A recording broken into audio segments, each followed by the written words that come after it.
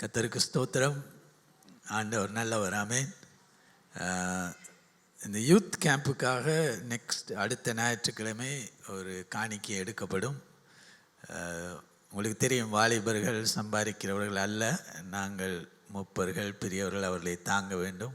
So will take a special offering for the youth camp next Sunday. அதே போல் வாலிபர்களுக்காக ஜெபித்துக் கொள்ளுங்கள். சரி, இன்று காலை வேளையில் நான் சொன்னேன், உங்களோடு நான் வெளிப்படுத்தின விசேஷத்திலே இருந்து நாங்கள் செய்திகளை பார்க்கிறோம். இதில் முக்கியமாக வெளிப்படுத்தின விசேஷத்தை குறித்து ஆவியானவர் யோவானுக்கு வெளிப்படுத்தின பொழுது சொன்ன காரியம் என்ன? ஒன்று, முதலாவது இதை வாசிக்கிறவன், இதை கேட்கிறவன், இந்த வசனத்துக்கு கீழ்ப்படுகிறவன், இந்த மூன்றையும் செய்தால் அவன் பாக்கியவான், அவன் ஆசீர்வதிக்கப்பட்டவன். அதே மாதிரி வெளிப்படுத்தின விசேஷத்திலே அந்த வார்த்தையில் ஒன்றை கூட்டினாலும் ஒன்றை குறைத்தாலும் கர்த்தருடைய சாபம் அவன் மீது வரும் என்று கடினமான வார்த்தைகள் அங்கே சொல்லப்பட்டிருக்கிறது. இந்த வெளிப்படுத்தின விசேஷம் நான் போன கிழமை உங்களுக்கு சொன்னபடியே அங்கே பத்மு தீவு என்கிற தீவு, துருக்கி தேசத்திலே கடலுக்குள்ளே 40 மைலுக்கு அப்பால் இந்த மெடிட்டரேனியன் சி, அதிலே இந்த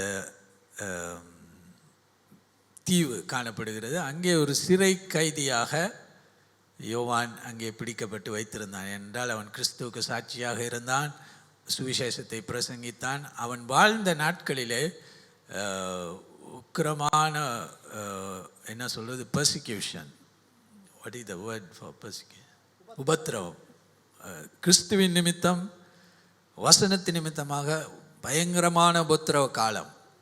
அந்த நாட்களிலே இருந்த ரோம ராஜா டொமிஷியன் என்கிறவன், அவன் சபையை மிகவும் உபத்திரவப்படுத்தின ஒரு ராஜா. அப்போ அந்த நாட்களிலே இவன் அங்கே சிறைப்பிடித்து வைத்திருந்த பொழுது ஆவியானவர் அங்கே, அவன் பகலிலே கற்களை உடைத்து விட்டு இரவிலே வந்து அங்கே குகையிலே படுத்திருப்பான். ஒழுங்கான உணவில்லை, ஒழுங்கான உடை இல்லை, தங்குவதற்கு ஒழுங்கான இடம் இல்லை. அப்படித்தான் அந்த அப்போஸ்தலர்கள் அந்த காலத்தில் இருந்தார்கள். அப்போ என்ன நடந்தது? ஒரு நாள் ஞாயிற்றுக்கிழமை தேவனுடைய நாளிலே ஆவியானவர் இந்த வெளிப்பாடை யோவானுக்கு கொடுத்தார். வெளிப்படுத்தின விசேஷத்திலே அதில் முக்கியமாக நாம் பார்க்க வேண்டியது என்ன? இப்பொழுது நாம் பார்த்து கொண்டிருப்பது ஒன்று, 1ஆம் அதிகாரத்திலே இயேசு கிறிஸ்துவின் மகிமையான வெளிப்பாடை நாம் பார்க்கிறோம். இயேசு கிறிஸ்து இந்த உலகத்துக்கு வந்த பொழுது அவர் எல்லாவற்றையும் துறந்து மனிதனாக வந்தார். ஆனால் வெளிப்படுத்தின விசேஷத்திலே வரும் பொழுது வல்லமையான தேவனாக, மகிமையின் ராஜாவாக யோவானுக்கு வெளிப்பட்டார். அதே போல் 2-3 அதிகாரங்களை பார்த்தால் அங்கே சபைகள், 7 சபைகளை குறித்து 2ஆம் அதிகாரத்திலும் 3ஆம் அதிகாரத்திலும் சொல்லப்பட்டிருக்கிறது. என்ன? ஒவ்வொரு சபையின் நிலைமை என்ன? அதன் மத்தியிலே விளக்கு தண்டு என்பது சபை, நட்சத்திரங்கள் என்பது அந்த சபையின் ஊழியக்காரர். அந்த சபையின் மத்தியிலே இருந்து ஆவியானவர் கிறிஸ்து அந்த சபையின் எல்லாரையும் கவனித்து கொண்டிருக்கிறார். நான் கவனிக்கிறேனோ இல்லையோ, இயேசு கிறிஸ்து நம்ம ஒவ்வொருவரையும் கவனித்து கொண்டிருக்கிறார். அதை தான் அந்த இதிலே நாம் பார்க்கிறோம். அப்போ 2வது, அந்த 7 சபைகளையும் கிறிஸ்து நியாயம் தீர்க்கிறதை நாம் பார்க்கிறோம். நீங்கள் மனம் திரும்பாவிட்டால், ஆவியானவருடைய சத்தத்தை கேட்டு நீங்கள் மனம் திரும்பாவிட்டால் உங்களுக்கு நான் இதை செய்வேன், அதை செய்வேன், நீங்கள் உங்களுடைய பெயரை ஜீவ புஸ்தகத்திலிருந்து அழித்து போடுவேன், என்னுடைய வாயிலிருந்து உங்களை வாந்தி பண்ணி போடுவேன், ஜீவ விருட்சத்தின் கனியை உங்களால் புசிக்க முடியாது, இப்படியாக கடுமையான எச்சரிப்புகளை இயேசு கொடுக்கிறதை நாம் பார்க்கிறோம். அதில் 5 சபைகள் பின்வாங்கின நிலையிலே காணப்பட்ட சபைகள். 2 சபைகள், பிலதெல்பியா சபையும் சிமர்னா சபை பார்த்தால் அந்த 2 சபைகளுக்கு மாத்திரம்தான் இயேசு எந்த விதமான எச்சரிப்பையும் கொடுக்கவில்லை. அவர்களை நீங்கள் நன்றாக இருக்கிறீர்கள், ஆவிக்குரிய ரீதியிலே நன்றாக இருக்கிறீர்கள் என்று அவர்களை பாராட்டினார். மற்ற 5 சபைகளிலும் குறைகள் இருந்தது, நல்லவைகளும் இருந்தது. ஆனால் அவர் எச்சரித்து சொன்னார், நீங்கள் மனம் திரும்பாவிட்டால் பயங்கரமான காரியங்கள் நடக்கும். அதே போல் அப்போ அதிலிருந்து நாம் காண்கிறது என்ன? அந்த வெளிப்படுத்தின விஷயம் 2-3 சபைகளை பற்றி சொல்லப்பட்டு 4ஆம் அதிகாரத்திலிருந்து கடைசி வரை இந்த உலகத்தின் மீது வருகிற நியாய தீர்ப்பை பற்றி சொல்லப்பட்டிருக்கிறது. அப்போ முதலாவது ஆண்டவர் எதை நியாயம் தீர்ப்பார்? முதலாவது சபையை, முதலாவது உங்களையும் என்னையும் தான் முதலாவது நியாயம் தீர்ப்பார். அதற்கு பிறகுதான் உலகத்தை நியாயம் தீர்ப்பார். ஏனென்றால் 3ஆம் அதிகாரத்துக்கு பிறகு அங்கே சபை என்கிற வார்த்தையே வெளிப்படுத்தின விசேஷத்தை பார்க்க முடியாது. ஏனென்றால் சபை எடுத்துக்கொள்ளப்பட்டு விட்டது 3ஆம் அதிகாரம். அதற்கு பிறகு 7 வருடம் உபத்திரவ காலம். ஆகையால் சபையை குறித்து நாங்கள் அதற்கு 4ஆம் அதிகாரத்துக்கு பிறகு வாசிக்க முடியாது. பிறகு மணவாட்டியாக சபை கடைசி அதிகாரத்தில் வருகிறதை நாம் பார்க்கிறோம். அவைகள் எல்லாவற்றையும் பார்க்க எங்களுக்கு நேரம் இல்லை. ஆனால் அதனால் இன்றைக்கு ஆவியானவர் என்ன சொல்லுகிறார்? சபையை கர்த்தர் மீண்டும் எச்சரிக்கிறார். என்ன? நான் வெகு சீக்கிரத்தில் வரப்போகிறேன், நீங்கள் ஆயத்தமாக இருக்க வேண்டும். அப்போ முதலாவது நாம் இன்றைக்கு அந்த 2ஆம் அதிகாரம் 1 தொடக்கம் 7 வசனங்களை நாம் வாசிப்போம். எபேசு சபையின் தூதனுக்கு நீ எழுத வேண்டியது என்னவெனில், 7 நட்சத்திரங்களை தம்முடைய வலது கரத்திலே ஏந்தி கொண்டு 7 பொன் குத்து விளக்குகளின் மத்தியில் உலாவிக் கொண்டிருக்கிறவர் சொல்லுகிறதாவது, உன் கிரியைகளையும் உன் பிரயாசத்தையும் உன் பொறுமையையும் நீ பொல்லாதவர்களை சகிக்க கூடாமல் இருக்கிறதையும் அப்போஸ்தலர் அல்லாதவர்கள் தங்களை அப்போஸ்தலர் என்று சொல்லுகிறதை நீ சோதித்து அவர்களை பொய்யர் என்று கண்டறிந்ததையும் நீ சகித்து கொண்டிருக்கிறதையும் பொறுமையாயிருக்கிறதையும் என் நாமத்தின் நிமித்தம் இளைப்படையாமல் பிரயாசப்பட்டதையும் அறிந்திருக்கிறேன். ஆனாலும் நீ ஆதியில் கொண்டிருந்த அன்பை விட்டாய் என்று உன் பேரில் எனக்கு குறை உண்டு. ஆகையால் நீ இன்ன நிலைமையிலிருந்து விழுந்தாய் என்பதை நினைத்து மனம் திரும்பி ஆதியிலே செய்த கிரியைகளை செய்வாயாக. இல்லாவிட்டால் நான் சீக்கிரமாய் உன்னிடத்தில் வந்து நீ மனம் திரும்பாத பட்சத்தில் உன் விளக்குத்தண்டை அதனிடத்தில் நின்று நீக்கி விடுவேன்.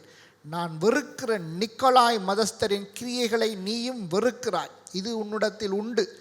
ஆவியானவர் சபைகளுக்கு சொல்லுகிறதை காதுள்ளவன் கேட்க கடவன். ஜெயங்கொள்ளுகிறவன் அவனோ அவனுக்கு தேவனுடைய பரதீசின் மத்தியில் இருக்கிற ஜீவ விருட்சத்தின் கனியை புசிக்க கொடுப்பேன் என்றெழுது. அப்போ இந்த இடத்துல பாருங்கள், முதலாம் வசனத்தை நாம் பார்க்கணும். எபேசு சபையின் தூதனுக்கும் எழுத வேண்டியது என்னவெனில், 7 நட்சத்திரங்களை தம்முடைய வலதுகரத்தில் ஏந்தி கொண்டு 7 பொன் குத்து விளக்குகளின் மத்தியிலே உலாவிக் கொண்டிருக்கிறவர் சொல்லுகிறார். அப்போ இதை யார் சொல்லுகிறார்? இயேசு கிறிஸ்து தான் சொல்லுகிறார். யோவான் இதை எழுதினாலும் அவனுக்கு கூடாக யார் சபைக்கு பேசுவது? இப்போ இந்த கடிதத்தை சபைக்கு எழுதுவது யார்? சபைக்கு இதை சொல்லுவது யார்? குத்து விளக்குகளின் மத்தியிலே உலாவிக் கொண்டிருக்கிறவர். அப்படின்னா சபையின் மத்தியிலே உலாவிக் கொண்டு இருக்கிறவர் தான் சபைக்கு இயேசு கிறிஸ்து தான் இதை பேசுகிறார். முதலாவது. 2வது இந்த எபேசு சபையை எடுத்துக்கொண்டால் இந்த சபையின் ஆரம்பம் மிகவும் வல்லமையான ஒரு ஆரம்பம். அதை நான் போன கிழமை உங்களுக்கு வெளிப்படுத்த அப்போஸ்தலர் 19ஆம் அதிகாரத்தை நீங்கள் பார்த்தால் தன்னுடைய மிஷனரி ஜேர்னி பயணத்திலே பவுல் அப்போஸ்தலன் எபேசு பட்டணத்துக்கு வந்த பொழுது அது பயங்கர விக்கிரகாராதனை நிறைந்த, பாவம் நிறைந்த, வியாபாரத்தில் வளர்ச்சி அடைந்த, ரோம பட்டணங்களிலே மிகவும் வளர்ச்சி அடைந்த ஒரு பட்டணம். பெரிய ஒரு துறைமுகம் அங்கே இருந்தது. பல மெயின் ஹைவேஸ், வீதிகள் எல்லாம் அந்த பட்டணத்துக்கு ஊராக கடந்து போனபடியால் அநேக வியாபாரிகள் அந்த பட்டணத்துக்கு வந்தார்கள். ஒலிம்பிக் கேம்ஸை போல் பெரிய விளையாட்டுகள் அந்த பட்டணத்திலே நடந்தது. ஆகையால் மிகவும் பிரபலியமான ஒரு பட்டணம் எபேசு பட்டணம். ஜனங்கள் நிறைந்த பட்டணம்.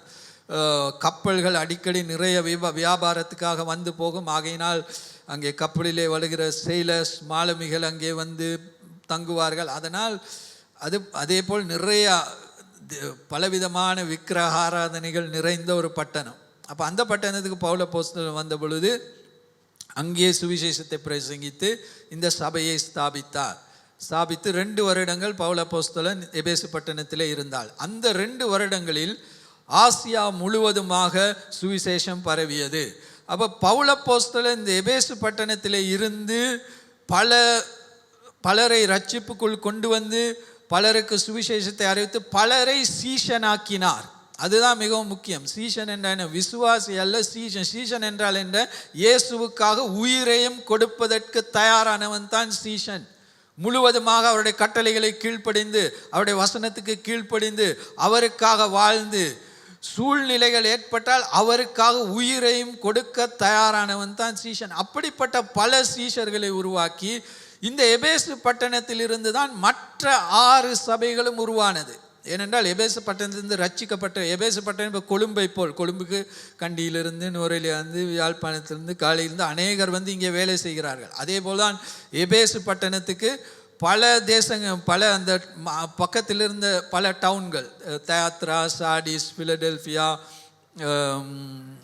இந்த மாதிரியான இந்த மற்ற 7 சபைகள் உள்ள பட்டணங்கள்லேருந்து எபேசுவுக்கு வந்த வேலை செய்தவர்கள் ரட்சிக்கப்பட்டு மீண்டும் அவர்கள் அந்த ஊருக்கு போய் மற்ற 6 சபைகளும் அப்படித்தான் ஸ்தாபிக்கப்பட்டது. பவுல் அப்போஸ்தலன் நேரடியாக அந்த இடங்களுக்கு போகவில்லை.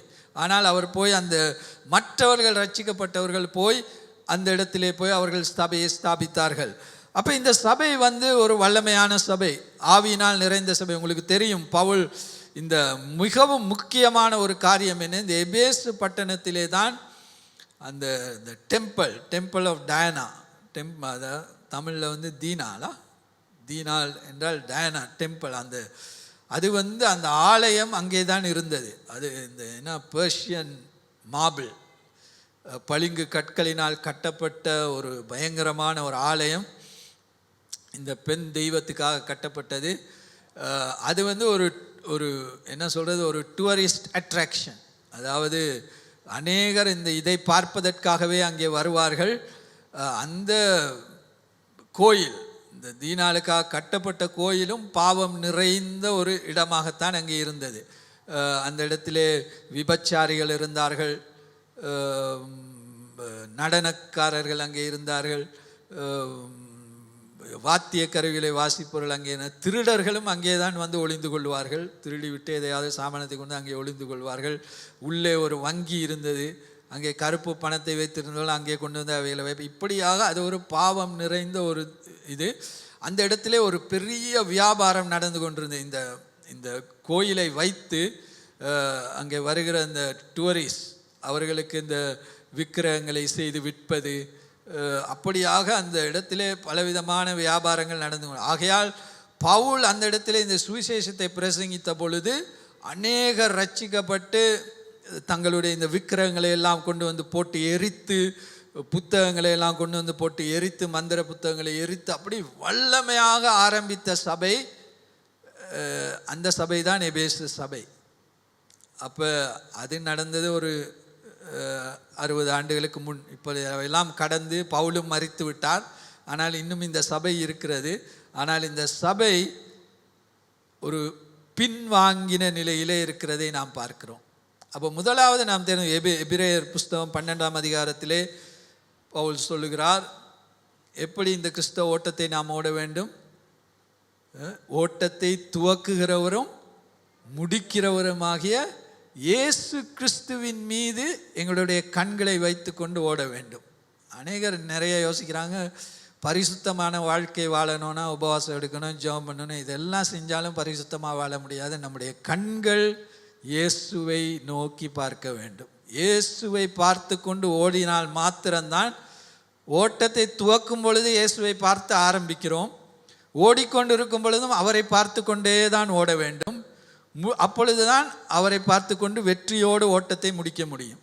சிலர் என்ன செய்கிறார்கள், ஆரம்பம் நன்றாக இருக்கும், இயேசுவை பார்த்து ரட்சிப்பாகி பலனடைந்து சபைக்கு வந்து ப்ரேயர் மீட்டிங்க்கு வந்து செல் குரூப்புக்கு போய் அப்படி மிகவும் ஒரு ஃபயராக அக்கினியாக இருப்பார்கள் ஆண்டவருக்காக. ஆனால் கொஞ்ச நாளிலே அக்கினி தணிந்து போய்விடும். காரணம் என்ன, இயேசு கிறிஸ்துவின் மீது உள்ள பார்வையை எடுத்து வேறொன்றின் மீது ஏதாவது வைத்து விடுவார்கள். அவைகளை தான் நான் விக்கிரகங்கள் என்று சொல்லுகிறோம். அப்போ அதற்கு பின்பு என்ன, அதற்கு பின்னாக ஓடிக்கொண்டிருப்பார்கள். இயேசு இருப்பார், ஆனால் அவர் ஒரு சைடிலே இருப்பார்.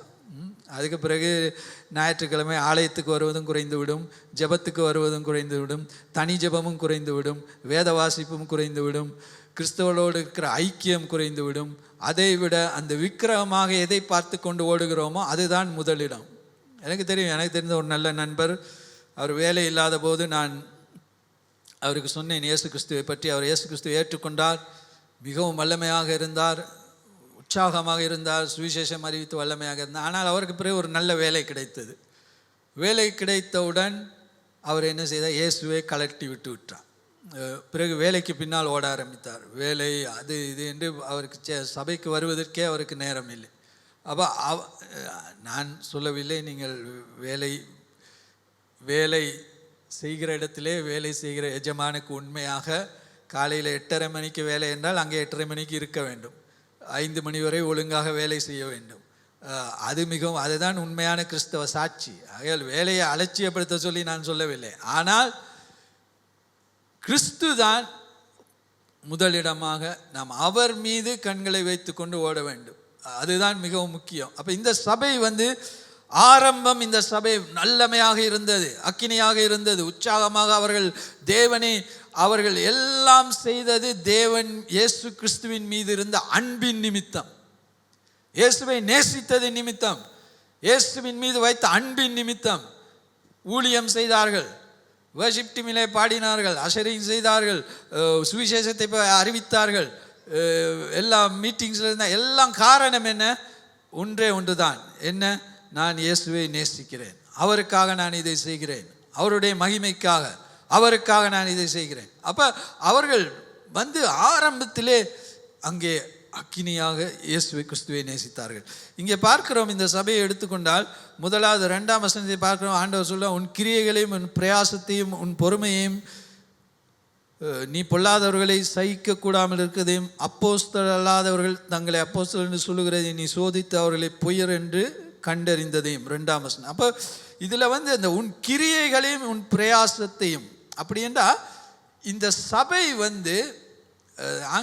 அதாவது அவர்கள் மிகவும் களைப்படைகிற வரை சபை காரியங்களை செய்தார்கள், ஊழியங்களை செய்தார்கள். மிகவும் to the point of exhaustion, மிகவும் களைப்படுகிற வரை அவங்க அந்த மாதிரியாக ஆண்டவருக்கு ஊழியம் செய்தார்கள். அதே போல் 2வது பொல்லாதவர்களை சகிக்கிறவர்கள். அப்படின்னா என்ன? பாவம் செய்கிறவர்களை அவர்கள் அதற்கு இடம் கொடுக்கவில்லை, பாவத்துக்கும் அக்கிரமத்துக்கும் இடம் கொடுக்காதவர்களாக இருந்தார்கள்.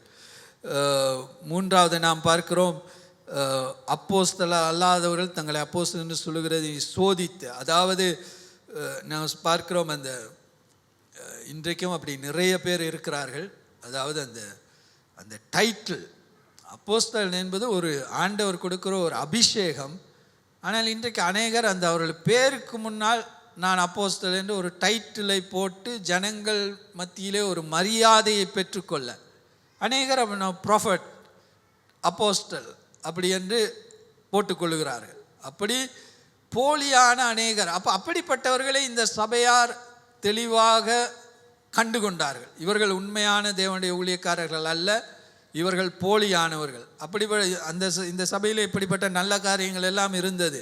அதே போல் 3ஆம் வசனத்தை பார்க்கிறேன், நீ சகித்து கொண்டிருக்கிறதையும் பொறுமையாயிருக்கிறதையும் என் நாமத்தின் நிமித்தம் இளைப்படையாமல் பிரயாசப்பட்டதையும் அறிந்திருக்கிறேன். அப்போ சகித்து கொண்டிருக்கிறது அப்படின்னா, சகிக்கிறதுனா என்ன? பல பிரச்சனைகள் ஒரு சபைக்குள்ளே இருந்தால் எல்லா விதமான பிரச்சனைகளும் வரும், ஏமாற்றம் வரும், மற்றது விமர்சனங்கள் வரும், ஜனங்கள் ஒரு மாதிரியாக பேசலாம், வேதனைப்படுத்தலாம். ஆனால் இயேசு கிறிஸ்துவுக்காக எல்லாவற்றையும் சகித்து கொண்டார்கள். சகித்து கொண்டு அங்கே அவர்கள் இளைப்படையாமல் அவர்கள் பிரயாசப்பட்டார்கள். ஆனால் 4ஆம் வசனத்தை பார்க்கிறோம், ஆண்டவர் என்ன சொல்றார்? ஆனாலும் நீ ஆதியில் கொண்டிருந்த அன்பை விட்டாய் என்று உன் பேரில் எனக்கு குறை உண்டு. அப்போ இந்த சபையை பாருங்கள், இந்த சபை எல்லா விதத்தில் நிறைய காரியங்கள் இந்த சபையிலே நல்ல வல்லமையாக நடைபெற்றது. ஊழியம் வல்லமையாக நடைபெற்றது. அவள் நேரத்துக்கு வந்தார்கள், ஆராதனைக்கு வந்தார்கள், ப்ராக்டிஸுக்கு வந்தார்கள், எல்லா காரியத்திலும் வந்தார்கள், ஒழுங்காக எல்லாவற்றையும் செய்தார்கள், நன்றாக ஊழியம் செய்தார்கள், ஆண்டவருக்காக வேதனைகளை சகித்தார்கள், பாடுகளை சகித்தார்கள், குறைகளை சகித்தார்கள், எல்லாவற்றையும் சகித்தார்கள். ஆனால் ஆண்டவர் சொல்றார், நீங்கள் எல்லாவற்றையும் செய்தாலும் சில நேரம் நம்முடைய சபையில் இவைகள் கூட இல்லாமல் இருக்கலாம். ஆனால் இவைகள் இவ்வளவு நன்றாக இந்த சபை இருந்தும் ஆண்டவர் சொன்னார், உங்களிடம் ஒரு குறை உண்டு. அது என்ன குறை? ஆனாலும் நீ ஆதியில் கொண்டிருந்த அன்பை விட்டாய். அப்போ ஆதியில் கொண்டிருந்த அன்பு என்றால் அதாவது ஆதி என்றால் ரட்சிக்கப்பட்ட பொழுது கொண்டிருந்த அன்பு. நீங்கள் இப்போ நான் உங்களை எல்லோரையும் கேட்டால் நீங்கள் ரட்சிக்கப்பட்ட பொழுது எப்படி இருந்தீர்கள்? ரட்சிக்கப்பட்ட பொழுது உங்களை யாரும் ஜெபம் பண்ணுங்கன்னு சொல்ல தேவையில்ல, பைபிளை வாசிங்கன்னு சொல்ல தேவையில்லை. நீங்கள் மணிக்கணக்காக ஜெபித்தீர்கள். ஆண்டவருடைய சமூகத்திலே போய் இருக்க உங்களுக்கு வாஞ்சை இருந்தது, வேதத்தை குறித்து வாஞ்சை இருந்தது, மற்றவர்களுக்கு இயேசுவை குறித்து நீங்கள் உற்சாகத்தோடு சொன்னீர்கள், மற்றவர்களை நீங்கள் சபைக்கு கூட்டிக் கொண்டு வந்தீர்கள், மற்றவர்களுக்காக ஜெபித்தீர்கள். பாஸ்டர் சொல்லாமலே உங்களுடைய ரட்சிக்கப்படாத உறவினர்கள், உற்றார்கள், அவர்களுக்காக நீங்கள் கண்ணீரோடு ஜெபம் பண்ணினீர்கள். இந்த ஆதி அன்பை எடுத்துக்கொண்டால் தேவனோடு நான் எப்போது நேரத்தை செலவழிக்கலாம், இப்படியாக அந்த ஆதி அன்பு. அப்போ அது இருதயத்தின் ஆழத்திலிருந்து வருகிற அன்பு. அப்படி தேவனை நேசித்த இந்த சபை இப்பொழுது என்ன செய்து விட்டது?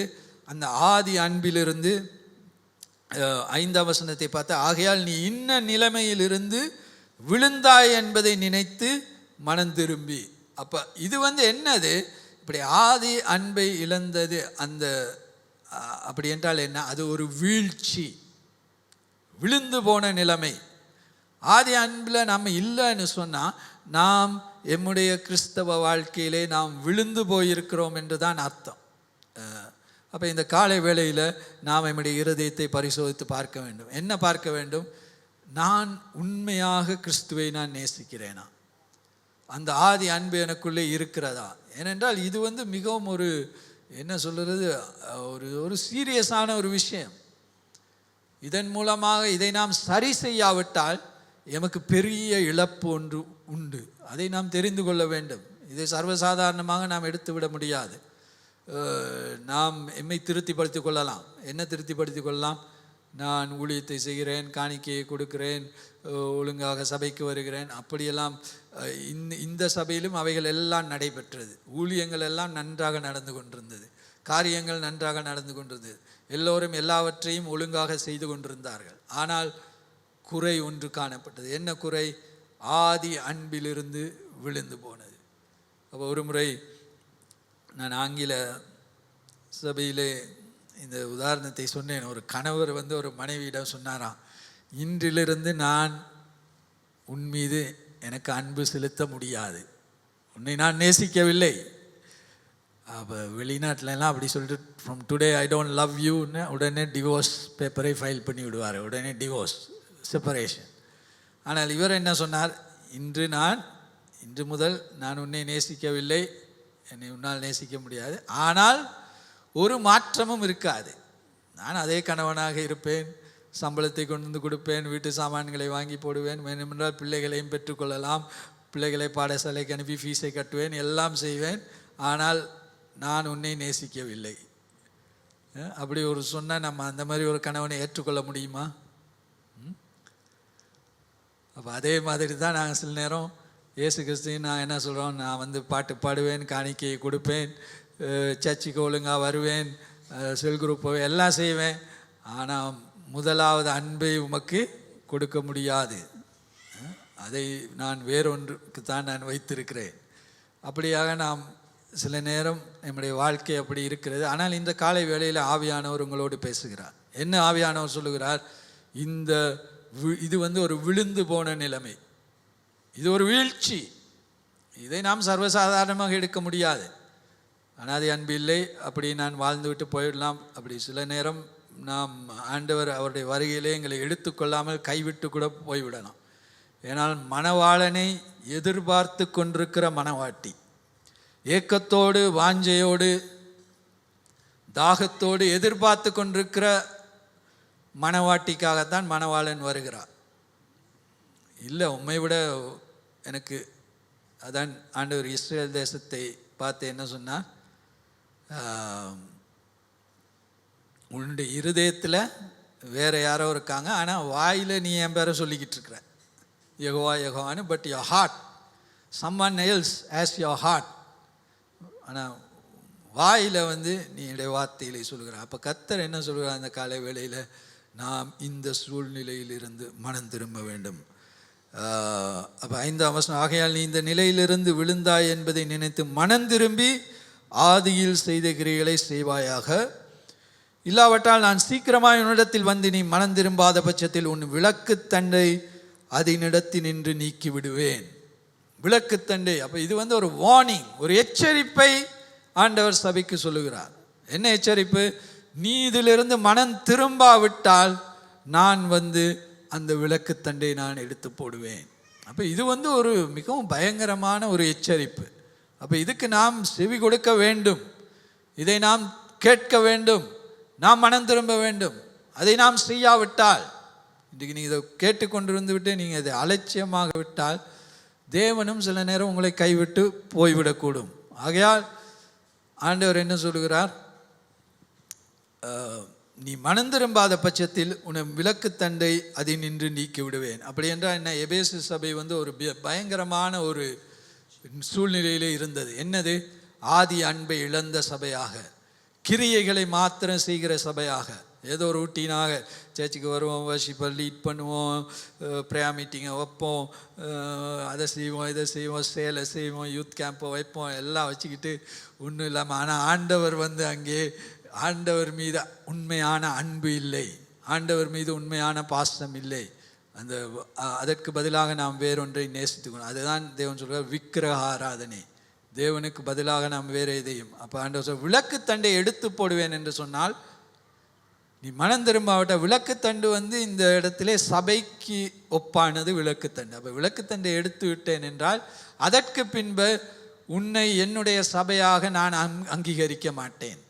அப்போ ஆண்டவர், நீங்கள் வேணால் சர்ச்சை செஞ்சுக்கிட்டு போங்க, ஆனால் அங்கே நான் இருக்க மாட்டேன். நீங்கள் சர்வீஸை வைங்க, எல்லாம் வைங்க, ஆனால் நான் உங்கள் மத்தியிலே இருக்க மாட்டேன். விளக்குத்தண்டை நான் எடுத்து போடு. அப்படி என்ன? ஆண்டவரால் கைவிடப்பட்ட சபை, ஆண்டவர் இல்லாத சபை. இன்றைக்கி நிறையா சபைகள் அப்படி இருக்குது. ஆண்டவரே இல்லாமல் வர்ஷிப் நடக்கும், சர்வீஸ் நடக்கும், ஆஃபரிங் எடுப்பாங்க, எல்லாம் நடக்கும், ஆனால் கர்த்தர் அவர்கள் மத்தியிலே இல்லை. விளக்குத்தண்டை தேவன் எடுத்து விட்டார். காரணம் என்ன? ஆதி அன்பை இழந்த சபை. ஆகையால் கர்த்தர் நம்மை இந்த காலை வேளையிலே எச்சரிக்கிறார். ஆண்டவர் என்ன சொல்லுகிறார்? நாம் மனம் திரும்ப வேண்டும்.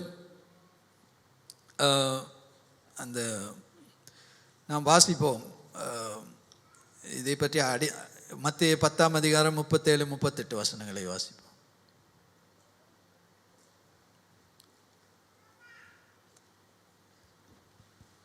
தகப்பனையாவது தாயையாவது என்னிலும் அதிகமாய் நேசிக்கிறவன் எனக்கு பாத்திரன் அல்ல. மகனையாவது மகளையாவது என்னிலும் அதிகமாய் நேசிக்கிறவன் எனக்கு பாத்திரன் அல்ல. தன் சிலுவையை எடுத்துக்கொண்டு என்னை பின்பற்றாதவன் எனக்கு பாத்திரன் அல்ல. இப்போ இங்கே ஆண்டவர் தெளிவாக சொல்லுகிறார், தகப்பனையாவது தாயாவது மகளையாவது மகனையாவது மனைவியாவது பிள்ளையாவது என்னை விட அதிகமாக நேசிக்கிறவன். அப்படின்னா அவங்கள நேசிக்க வேணான்னு அர்த்தம் இல்லை. சிலவங்க அப்படின்னா ரைட்டு, இன்னையிலேருந்து அம்மா அப்பாவை நான் பார்க்க தேவையில்லை அப்படின்லாம் யோசிப்பாங்க. அப்படி அல்ல. அவர்கள் நேசிக்க வேண்டும், மனைவியை நேசிக்க வேண்டும், குழந்தைகளை நேசிக்க வேண்டும். ஆனால் என்னை விட அதிகமாக ஆண்டவரைத்தான் முதலாவதாக எல்லாவற்றுக்கும் மேலே. அவைகளையெல்லாம் இழந்தாலும் நான் உம்மை பின்பற்றுவேன், உமக்காக ஜீவிப்பேன். அப்போ அவன் பாத்திரன் அல்ல என்றால் இஸ் யூஸ்லெஸ். அவன் எனக்கு உபயோகப்படாத ஒரு பாத்திரம்.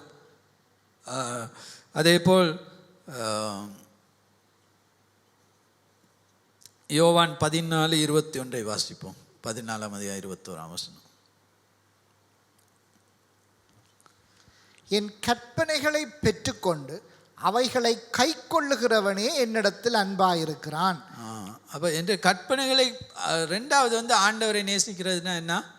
அது ஒரு உணர்வு அடிப்படையில் அல்ல, அவருடைய கற்பனைகளை கை கொண்டு அதன்படி நாம் கீழ்ப்படியும் போது நாம் தேவனை நேசிக்கிறோம். அப்போ அவருடைய கற்பனைகள், நான் போன கிழமை பார்த்தா, உண்மையாக ஆண்டவரை நேசித்தால் அவருடைய கற்பனைகள் பாரமானவைகள் அல்ல. நாம் ஆண்டவரை நேசிக்காட்டி எல்லாமே பாரம்தான்.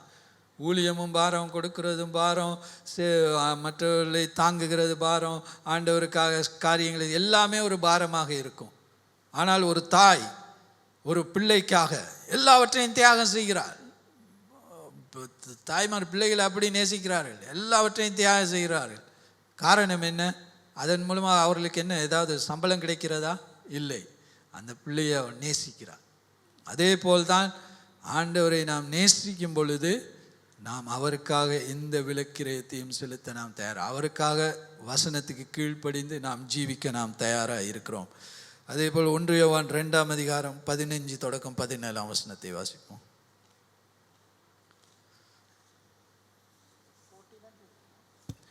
1 யோவான் 2:15-17, 15 தொடக்கம் 17. உலகத்திலும் உலகத்தில் உள்ளவைகளிலும் அன்பு கூறாதிருங்கள். ஒருவன் உலகத்தில் அன்பு கூர்ந்தால் அவனிடத்தில் பிதாவின் அன்பு இல்லை. ஏனெனில் மாம்சத்தின் இச்சையும் கண்களின் இச்சையும் ஜீவனத்தின் பெருமையுமாகிய உலகத்தில் உள்ளவைகள் எல்லாம் பிதாவினால் உண்டானவைகள் அல்ல, அவைகள் உலகத்தினால் உண்டானவைகள். உலகமும் அதன் இச்சையும் ஒளிந்து போம், தேவனுடைய சித்தத்தின்படி செய்கிறவனோ என்றென்றைக்கும் நிலைத்திருப்பான். முதலாவது தகப்பன் தாயை நேசிக்க, ரெண்டாவது உலகத்தை நேசிக்க கூடாது. இந்த உலகம் உலகத்துள்ள காரியங்கள் எல்லாம் தேவனுக்கு எதிரானவைகள். அப்போ நாங்கள் என்ன செய்யணும்? இந்த உலகத்தை போல் நம்ம உலகத்தை பின்பற்றாமல் தேவனை பின்பற்றி தேவனுடைய காரியங்களுக்கு முதலிடம் கொடுக்கணும், தேவனை நேசிக்கலாம். மூன்றாவது பணத்தை நேசிக்கக்கூடாது. The love of money is the root of all evil. பண ஆசை எல்லா தீமைக்கும் வேறு. அப்போ பணம் தீமை அல்ல. பணம் இல்லாட்டி நானும் பெட்ரோல் அடித்து காசு கொடுத்து பெட்ரோல் அடித்து தான் வாரேன். அப்போ பணம் இல்லாமல் இந்த உலகத்திலே ஜீவிக்க முடியாது. ஆனால் பணத்தை நாம் நேசிக்கக்கூடாது, தேவனை நேசிக்க வேண்டும். உலகத்தை நேசிக்கக்கூடாது, தேவனை நேசிக்க வேண்டும். எல்லா உறவுகளின் மேலாக தேவனை நாம் நேசிக்க வேண்டும். அதுதான் ஆதி அன்பு. அந்த அன்பு நமக்குள்ளே இல்லைன்னா இந்த காலை வேளையில் நீங்கள் மனம் திரும்பணும். ஏன்னா இது ஒரு சாதாரணமான விடயம் அல்ல. ஏனென்றால் ஆண்டவர் சொல்கிறார், நீ மனம் திரும்பாவிட்டால் நான் என்ன செய்வேன்? அந்த விளக்குத்தண்டை நான் எடுத்து போடுவேன்.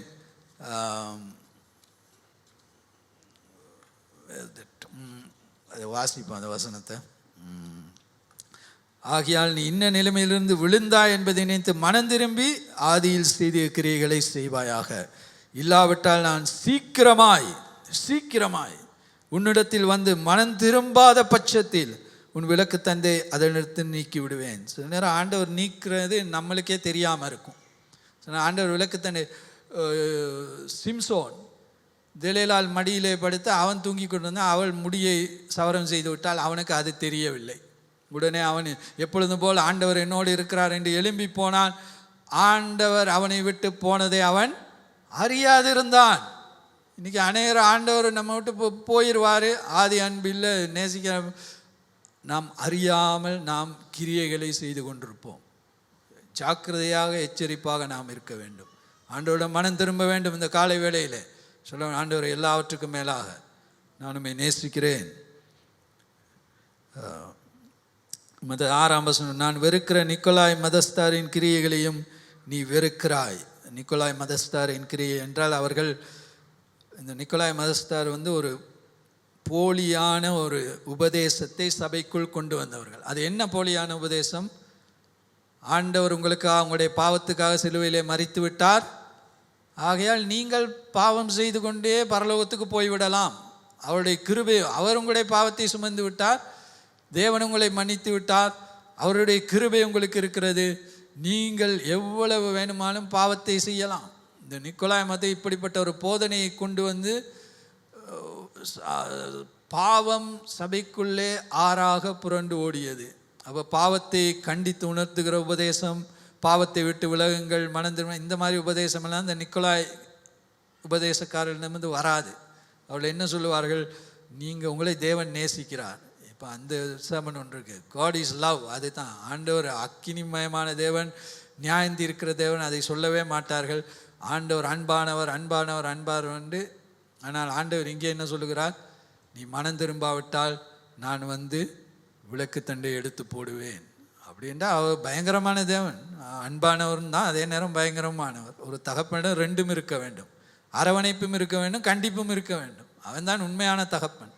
அன்பு என்னத்தை செய்தாலும் அன்பு அன்புன்னு சொல்லி கொண்டு வந்தால் கடைசியில் நாம் நரகத்திலே போய் இருக்க வேண்டும். ஆகையால் எச்சரிப்பை கர்த்தர் கொடுக்கிறார் இங்கே. அடுத்தது ஆவியானவர் சபைகளுக்கு சொல்லுகிறதை காதுள்ளவன் கேட்க கடவன். ஜெயங்கொள்ளுகிறவன் எவனோ அவனுக்கு தேவனுடைய பரதீசின் மத்தியில் இருக்கிற ஜீவ விருட்சத்தின் கனியை புசிக்க கொடுப்பேன். அப்போ இங்கே பார்க்கிறோம், ஜெயம் கொள்ளுகிறவன் எவனோ. இது யார் இந்த ஜெயங்கொள்ளுகிறவன்? ஜெயங்கொள்ளுகிறவன் என்றால் ஒவ்வொரு கிறிஸ்தவனும் ஜெயங்கொள்ளுகிறவன் தான். Every Christian is overcomer. ஒவ்வொரு கிறிஸ்தவனும் ஜெயங்கொள்ளுகிறவன். சிலர் யோசித்து கொண்டிருக்கிறார்கள், ஒரு குறிப்பிட்ட கிறிஸ்தவர்கள் மாத்திரம்தான் இந்த இது ட்ரெயினில் இருக்கும் தானே, first class, second class, third class. அப்போ சிலர் ஃபர்ஸ்ட் கிளாஸ் கிறிஸ்டியன்ஸ், அவர்கள் மாத்திரம்தான் ஜெயங்கொள்ளுகிறவர்கள். பிறகு இன்னொரு செட் இருக்கிறார்கள், அவள் பாவத்திலே விழுந்து மடிந்து செத்து கொண்டிருப்பாள். அப்படி அல்ல. வேதம் என்ன சொல்லுகிறது? 1 யோவான் 5ஆம் அதிகாரம் 5ஆம் வசனத்தை வாசிப்போம். 1 யோவான் 5ஆம் அதிகாரம். இயேசுவானவர் தேவனுடைய குமாரன் என்று விசுவாசிக்கிறவனே அன்றி உலகத்தை ஜெயிக்கிறவன் யார்? யார் உலகத்தை ஜெயிக்கிறவன்? இயேசுவானவர். இயேசுவே தேவனுடைய குமாரன் என்று விசுவாசிக்கிறவன் உலகத்தை ஜெயிக்கிறவன். இப்போ இங்கே எல்லாரும் விசுவாசிகள் தானே. எல்லாரும் இது இயேசு தேவனுடைய குமாரன் என்று எல்லாரும் விசுவாசிக்கிறீங்களா? இல்லாட்டிங்கன்னா அவிசுவாசிகள் யாராவது இருக்கிறீங்களா? அப்படின்னா என்ன? இந்த வசனத்தின்படி நீங்கள் எல்லோரும் ஜெயங்கொள்ளுகிறவர்கள், பாவத்தை ஜெயிக்கிறவர்கள், சாத்தானை ஜெயிக்கிறவர்கள், மரணத்தை ஜெயிக்கிறவர்கள், எல்லாவற்றையும் ஜெயங்கொள்ளுகிற பரிசுத்த ஆவியானவர் எமக்குள் இருக்கிறார். அப்போ நாங்கள் ஏன் அதை நாம் விசுவாசிக்க வேண்டும்? சில நேரம் நாங்கள் யோசிக்கிறோம், இது என்னாலே ஜெயங்கொள்ள முடியாது என்று சொன்னால், அந்த என்ன சொல்வார்கள், அந்த ஒரு மேட்ச் விளையாடுறதுக்கு முதல்லே முடியாதுன்னு சொல்லி கிரவுண்ட்ஸில் போனால், உள்ளுக்கு போனால் தோல்வி தான். அதனால தான் அந்த இப்போ சைக்காலஜிஸ்ட் எல்லாம் ஹையர் பண்ணி வச்சு அவர் சொல்லுவான், உன்னால் முடியும், நாங்கள் ஜெயிக்கலாம், நாங்கள் வெற்றி கொள்ளலாம். அந்த மைண்ட் செட்டோடு போனால் தான் நாம் என்ன செய்ய முடியும்? ஜெயங்கொள்ளும். அதே மாதிரி தேவனுடைய வார்த்தையை நாம் விசுவாசிக்க வேண்டும், ஜெயங்கொள்ள முடியும். ஜெயங்கொள்ளுகிறவனுக்கு என்ன சொல்கிறான்? ஜெயங்கொள்ளுகிறவனுக்கு தேவனுடைய பரதீசின் மத்தியில் இருக்க ஜீவ விருட்சத்தின் கனியை புசிக்க. ஜீவ விருட்சத்தின் கனி என்றால் என்ன? நித்திய ஜீவன். அதை புசித்தால் ஆதாமுக்கும் ஏவாளுக்கும் அதை புசிக்க முடியாமல் போனது. ஏனென்றால் அவர்கள் மற்ற கனியை புசித்து விட்டார்கள். உடனே ஆண்டவர் அவளை ஏதேன் தோட்டத்திலிருந்து வெளியே அனுப்பிவிட்டார். ஆனால் வெளிப்படுத்தின விசேஷத்திலே ஜெயங்கொள்ளுகிறவனுக்கு ஜீவ விருட்சத்தின் கனி யாருக்கு கிடைக்கும்? இங்கே என்ன ஜெயங்கொள்ளுகிறவன்னா, மற்ற அன்பை எல்லாம் ஜெயங்கொண்டு, இந்த சபையில் எல்லாம் நல்லா இருக்குது, ஆனால் ஆதி அன்பை இழந்த சபை. அப்போ ஜெயங்கொள்ளுகிறன்னா என்ன? மற்ற அன்பு, தகப்பன் மீது உள்ள, தாயின் மீது உள்ள, பிள்ளைகள் மீது, மனைவி, மற்றவைகள், உலகத்தின் மீது உள்ள அன்பு, பணத்தின், இவைகள் எல்லாவற்றையும் ஜெயங்கொண்டு இயேசுவை நேசிக்கிறவன் அவனுக்கு ஜீவ விருட்சத்தின் கனியை புசிக்க நான் அதிகாரம் கொடுப்பேன். அப்போ வேற இல்லை என்ன இயேசுவை என்னால் அப்படி நேசிக்க முடியாது. அதை விட நான் என் கேர்ள் ஃப்ரெண்டை தான் நான் அதிகமாக நேசிக்கிறேன், இயேசுவை முடியாது. இல்லாட்டி என் ஜொப்பை தான் நான் அதிகமாக நேசிக்கிறேன். இல்லாட்டி சிலவங்க என்ன, என் கார் வெஹிக்கிள். அப்போ ஒரு நாள் என் நண்பன் ஒருத்தன் இந்த நேரமும் காரை பாலிஷ் பண்ணுறதும் காரை கழுவுறதும்.